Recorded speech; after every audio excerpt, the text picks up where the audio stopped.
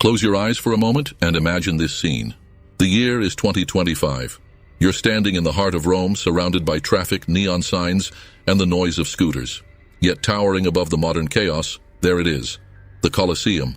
Its arches rise like the bones of a sleeping giant, weathered by nearly 2,000 years of sun, wind, and war. Tourists snap photos, children run across its ancient stones, and the world moves on. But the Colosseum itself, it remains. Now picture yourself walking a few streets away, stepping into the Pantheon. The moment you enter, the air cools, and your eyes lift upward. That dome, so vast, so perfect, stretches above you like the sky itself. And then you realize something extraordinary. It's not steel or iron that holds this structure. It's concrete. Concrete poured by Roman hands almost 2,000 years ago. And that's when the question hits you. How? How is it possible that these buildings, born in an age without electricity, without modern machinery, without our science, are still standing strong when so many modern buildings collapse in decades? Think about it. Bridges built in the 20th century are already being torn down and rebuilt. Skyscrapers less than 100 years old show cracks, demand endless repairs, and sometimes even fail catastrophically. So what secret did the Romans know that we have forgotten?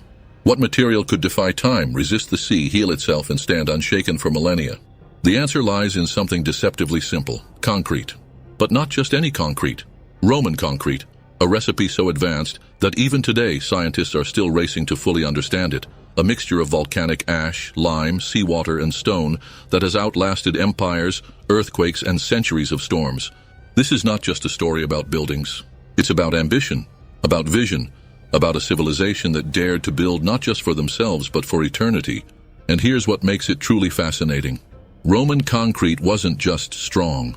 It was alive.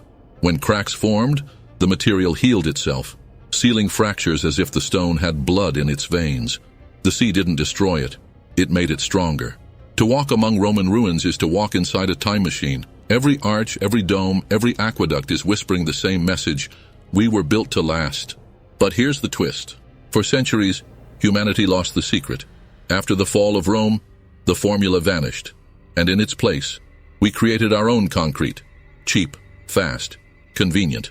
A material that raised skyscrapers, dams, and highways. But one that weakens with age, that cracks, that demands constant repair. Today we live in a paradox. With all our science and technology, our concrete is worse than what Romans made 2,000 years ago. But modern science is changing that. Engineers have cracked open Roman ruins with microscopes, studied the chemistry, and discovered astonishing clues. They found how the lime clasts inside Roman concrete allowed it to heal, how volcanic ash bonded with seawater to create rare crystals that only made the material stronger. And suddenly the past doesn't just look ancient, it looks futuristic. Because what if the secret of Roman concrete could save us today? What if bridges could repair themselves? What if skyscrapers could stand for 1,000 years instead of 100? What if roads never needed to be repaved?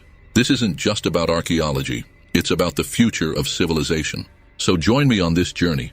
From the blazing kilns of Roman builders to the laboratories of modern scientists, from the roaring crowds of the Colosseum to the quiet whispers of underwater harbors, together we'll uncover the genius of Roman concrete, a secret that almost changed history, and one that still might change the future. Let's travel back more than 2,000 years, to a time when Rome was not yet an empire, not yet the colossus that would dominate the ancient world. Imagine a modest settlement on the banks of the Tiber River, its people building with wood, mud, and simple brick. Nothing about it suggested that it would one day rule the Mediterranean, let alone leave behind monuments that would outlast kingdoms and nations. So what changed? The answer lies in ambition and necessity. As Rome grew, so did its hunger. More people meant more houses, more temples, more baths, and more public spaces. Expansion meant new roads, new fortifications, new aqueducts. The old ways of building, stacking stone by stone or laying bricks bound with mud, were no longer enough. Rome needed something faster, something stronger, something that could keep pace with a civilization rising at lightning speed. Enter concrete. At first, Roman builders experimented. They had seen crude forms of mortar before. The Greeks had used mixtures of lime and sand. The Egyptians had crafted structures with gypsum. But none of these had the durability or versatility Rome demanded. The breakthrough came when Roman engineers discovered the magic of volcanic ash. Around the Bay of Naples near Mount Vesuvius, they found a fine, powdery substance that reacted with lime and water to create a mixture far stronger than anything they had seen before. This discovery changed everything. With this new material, called opus caementitium, Rome was no longer bound by the limitations of stone. Builders could pour concrete into molds, shaping it into walls, arches, and vaults that stonecutters could never have achieved so quickly. Think of what this meant for a growing empire. A city that once took generations to transform could now rise in decades. Temples could be built larger, amphitheaters could hold tens of thousands, aqueducts could stretch for miles across rugged terrain. Concrete was not just a material, it was a weapon of empire. Because in the ancient world, architecture was power. Imagine standing in a conquered city and watching a Roman aqueduct rise across the horizon, carrying water with perfect precision. Imagine walking into a Roman bathhouse, its vaulted ceilings stretching high above pools of steaming water, heated by ingenious systems of pipes. These were not just conveniences. They were statements. Messages carved in stone that whispered, "Rome is here, Rome is eternal, Rome will outlast you." And in many ways they were right. But let's pause for a moment and ask, why Rome? Why did this particular civilization, out of all the ancient powers, unlock the secret of concrete at precisely the right moment? The answer is geography and necessity. Geography gave Rome access to the volcanic ash around Naples, rich with minerals that would react in extraordinary ways. Necessity forced them to innovate. The sheer scale of their expansion demanded faster, stronger, and more flexible methods of building. Together, these forces created a perfect storm, a civilization with the ambition to rule the world and the technology to build it. Think about it. The Egyptians had stone, the Greeks had marble, but stone and marble were slow. Each block had to be carved, shaped, and transported. With concrete, Rome could pour its future into molds. The result? A revolution in construction that would not just support the empire, but define it. By the time of Augustus, Rome had transformed from a city of brick to a city of concrete. Temples, basilicas, amphitheaters, aqueducts, roads, all infused with this new material. And yet, what made Roman concrete so extraordinary wasn't just that it was strong, it was that it lasted. Think of the Colosseum, built in the 1st century AD, battered by earthquakes, stripped for stone, scarred by time, and still it stands. Think of the aqueducts that still bring water, centuries after the empire that built them crumbled. Think of the Pantheon, its dome untouched by steel, still the largest of its kind in the world. These were not flukes. They were the result of a recipe and a vision that elevated Rome above every other ancient civilization.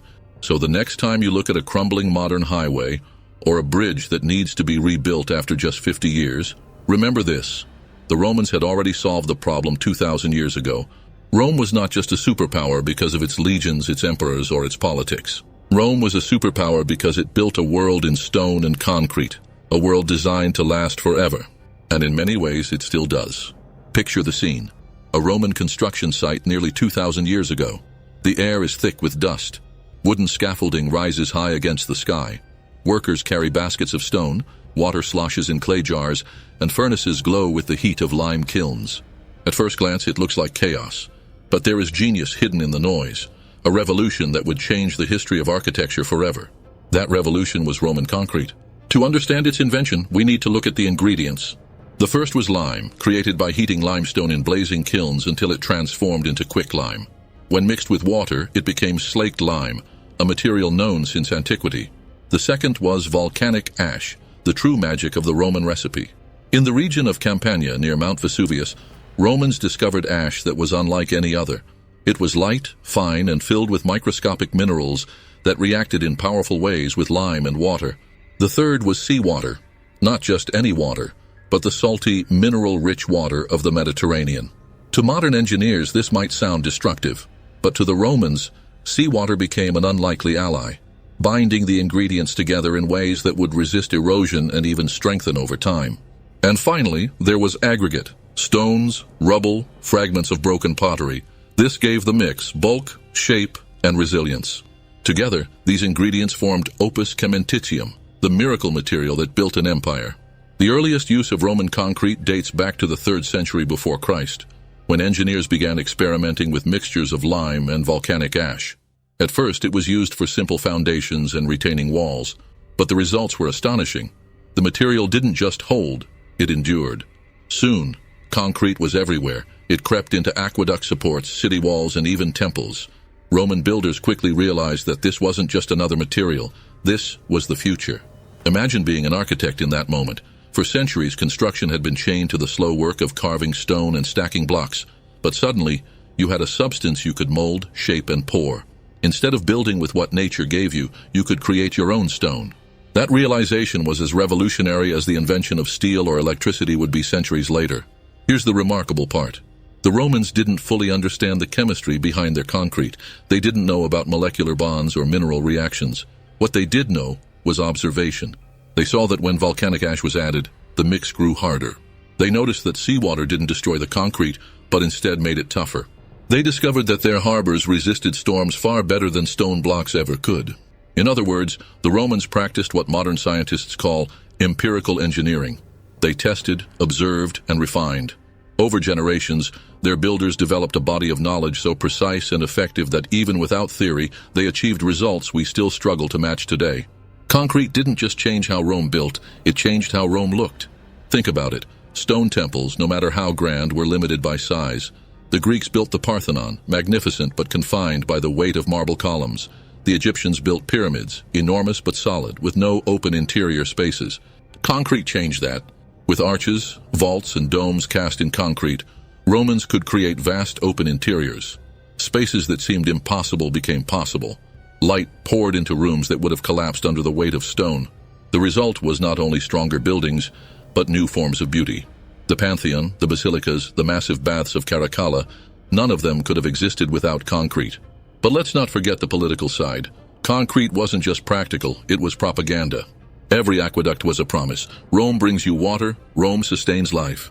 Every amphitheater was a spectacle. Rome entertains, Rome controls. Every temple was a declaration. Rome's gods, Rome's power, Rome eternal. Concrete made these promises possible. Without it, the empire could not have expanded at the pace it did. It's no exaggeration to say that without concrete there would have been no Roman Empire as we know it. By the 1st century before Christ, concrete was no longer an experiment. It was standard. Builders like Vitruvius, the great Roman architect, even wrote about it in their manuals. But Rome didn't stop at making things stronger. They began making things last. This was the true turning point. While other civilizations built for decades or centuries, Rome built for millennia. And the recipe of their concrete was the cornerstone of that vision. The invention of Roman concrete was not a single event, but a process. A series of experiments, discoveries, and refinements that culminated in a material so durable that its ruins still shape our world today. Think about it. When we admire the Pantheon, when we marvel at aqueducts cutting across valleys, when we walk through harbors still holding against the sea, we are seeing not just history, but the triumph of invention. Roman concrete wasn't just a tool, it was a revolution. A revolution that turned a small city on the Tiber River into the greatest superpower the world had ever seen. And so the stage was set. With concrete in hand, Rome could now build structures that defied time and nature itself. But what truly made this material miraculous was not just its strength, it was its ability to live, to heal, and to grow stronger with age. And that is where our story takes its next turn. At first glance, Roman concrete looks ordinary. A gray, weathered surface, rough stones embedded in mortar. Nothing special, nothing mysterious. But when scientists in modern laboratories began to cut small slices of Roman ruins, polishing them under microscopes, what they discovered changed everything. Because hidden inside this humble material was a secret Rome had carried for centuries, a secret that made their structures stronger with time, not weaker. For generations, researchers noticed something odd in Roman concrete. Scattered throughout the material were small, white chunks. They looked irregular, even sloppy, as if the Roman builders hadn't mixed the ingredients properly. But appearances can deceive. These white clasts, as scientists call them, turned out to be fragments of lime. To modern builders, this would have been considered a flaw. But in Roman concrete, it was the key to immortality. When tiny cracks formed in the concrete, from earthquakes, weather, or the stress of weight, water seeped inside. And here's where the magic happened. The water reacted with the lime clasts, triggering a chemical process that created new minerals. These minerals spread into the cracks, sealing them shut. In other words, Roman concrete could heal itself. Think about that for a moment. A material that behaves almost like a living organism. When wounded, it repairs itself. When fractured, it closes the gap. Modern engineers dream of self-healing materials. The Romans already had one. But the wonders of Roman concrete didn't end there. Consider the harbors of the Mediterranean. Structures constantly battered by saltwater, storms, and waves. By all logic, they should have crumbled long ago. And yet, many Roman harbors still stand today. How is that possible? The answer lies in the interaction between volcanic ash and seawater. Over centuries, the salt water reacted with the minerals in the ash, producing a rare crystal called aluminous tobermarite. This crystal didn't weaken the concrete, it strengthened it. So, while modern concrete erodes in the presence of salt, Roman concrete thrived. The sea that destroys our structures actually nourished theirs. It's almost poetic, isn't it? Where modern engineering sees an enemy, Roman ingenuity found a partner. Here's what makes all of this even more extraordinary. Roman concrete didn't just resist decay, it grew stronger with time. Imagine a bridge today that improves the longer it stands. Imagine a skyscraper that becomes tougher as decades pass. That was the Roman reality. Their concrete was not static, it was dynamic. Every storm, every drop of rain, every crashing wave became part of its evolution. In a sense, Roman concrete was alive. Now it's important to remember, the Romans didn't understand chemistry the way we do. They had no microscopes, no scientific journals, no laboratories. What they had was observation and tradition. Builders passed down recipes, adjusted mixtures, and trusted results. They may not have known the names of crystals or the formulas of reactions, but they knew this: their material worked. And in the end, that was all that mattered. When modern scientists examined Roman concrete under scanning electron microscopes, they were astonished. They found perfect mineral formations inside cracks, proof of self-healing processes that had occurred centuries after the buildings were constructed.